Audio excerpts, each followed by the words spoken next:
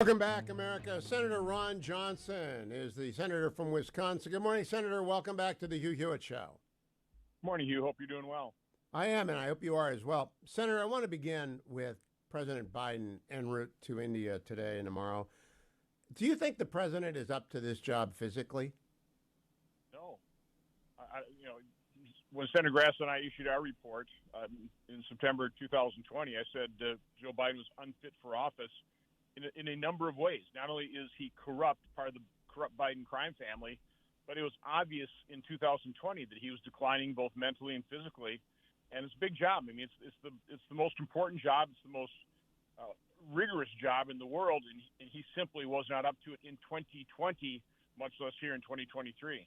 Now, Senator Johnson, you're a year older than I am, so we know what it's like to slow down a step but have to keep up the pace. You just ran a campaign. I don't know how many stops you made or how many interviews you gave. What do you guess off the top of your head? How many interviews did you give in running for re-election? Hundreds. I mean, you just do. I mean, you're talking to the media all the time.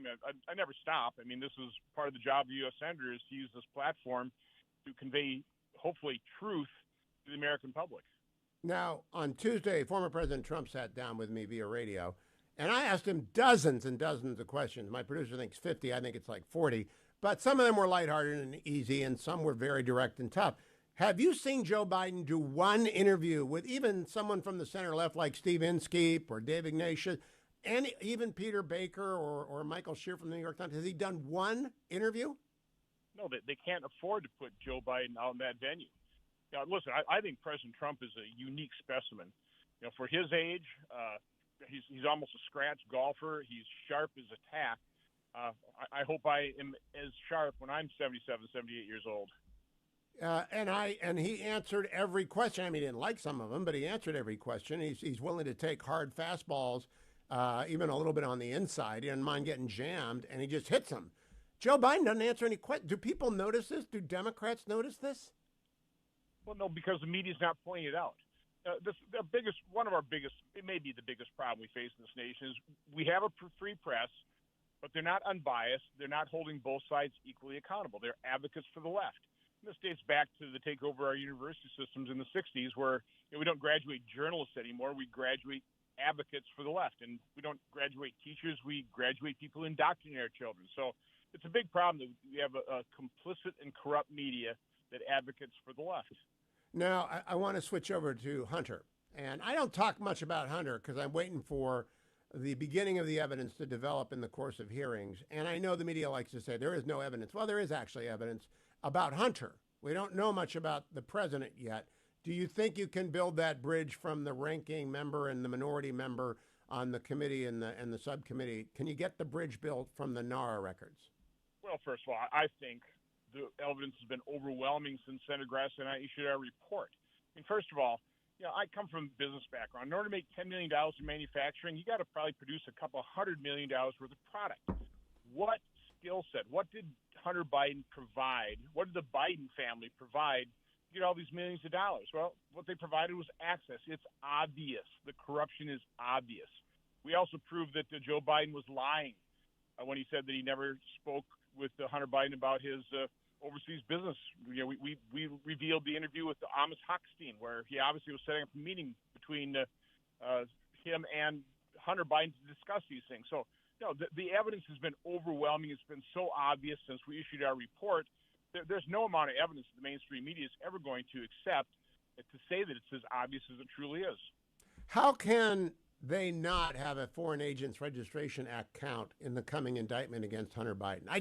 I'm genuinely perplexed how he could not be. He didn't register for anything, and he got all this money from Romania, China, and, of course, Ukraine. How can he not be guilty of that? Because we don't have equal application of law under our system anymore. We definitely do not have equal justice in this country. It's a travesty. But, we probably just saw with Peter Navarro. You think in D.C. that you ever would have convicted a Democrat of obstruction of justice? And by the way, I have to ask, is it a crime to obstruct corrupt justice?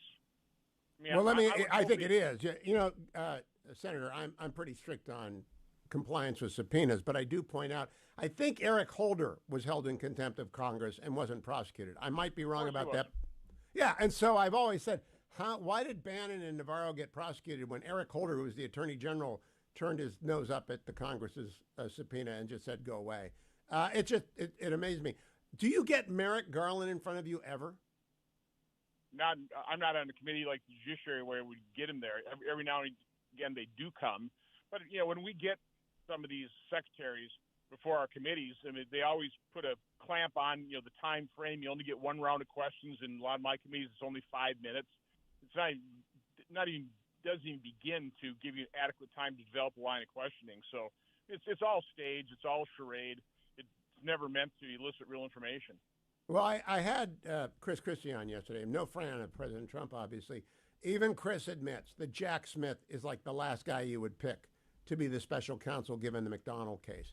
And then we haven't heard from Robert Hur, and we've got the guy in Delaware, first time ever in the history of special counsels that they've elevated the original prosecutor. And I might be wrong, first time ever they've elevated the original prosecutor to special counsel status. It just stinks to high heaven. Yeah, absolutely. Probably the number one criteria of a special counsel is that individual needs to be independent.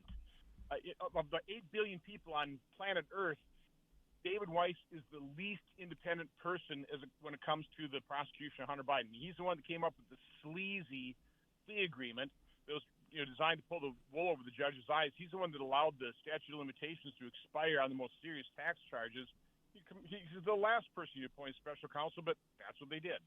And no Foreign Agent Registration Act. Now, dial in for me, Senator, because I got to talk to the Washington Post at 9 o'clock today on Washington Post Live. And this may come up. What is the evidence linking the president to Hunter Biden? I know Hunter Biden's corrupt. I know that he's an addict, and I know he's corrupt. Everyone in the country knows it. But what is the bridge to his father? Well, the bridge would be bank records. And I was certainly frustrated. I didn't have the support of my committee members or my Republican leadership to subpoena these records. I really wish the House had already subpoenaed these things. But you do have to build a case. I mean, I understand investigations take some time, but the real evidence is going to be when you subpoena the bank records, you start seeing the flow of money out of Hunter's accounts, out of this labyrinth of different companies designed to set up, designed to launder money, and then be able to trace that to where Joe Biden got this. Plus, we're getting more and more whistleblowers out of Ukraine. That was pretty much off limits to us in 2020 because we were being accused of being Russian stooges.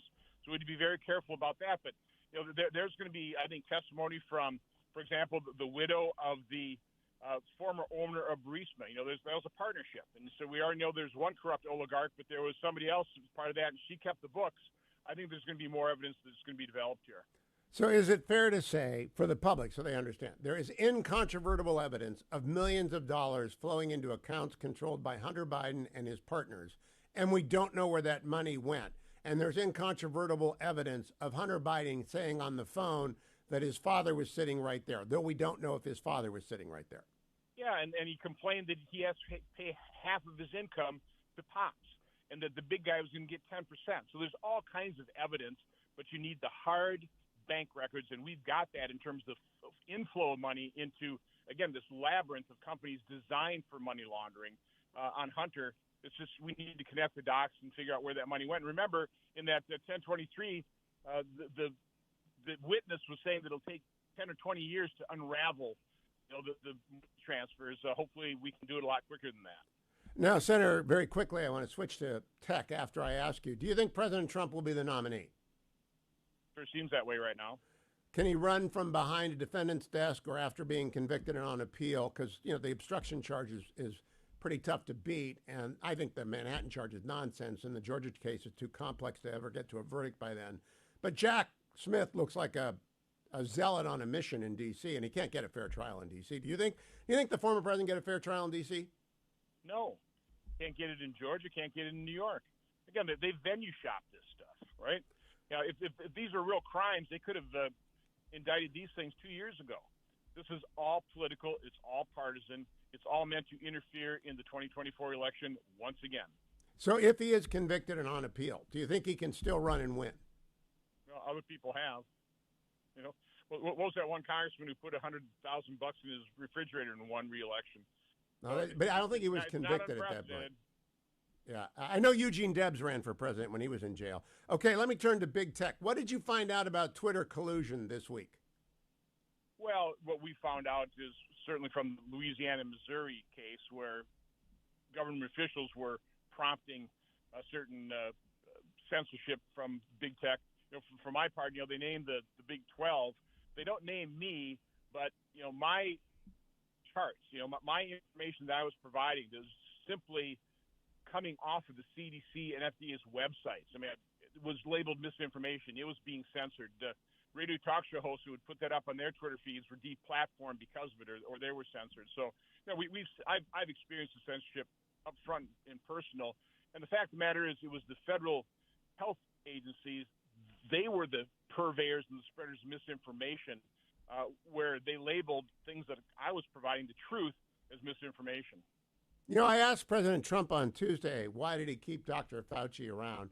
And he said a combination of his civil service, and I didn't listen to him anyway. Why do you think he kept him around?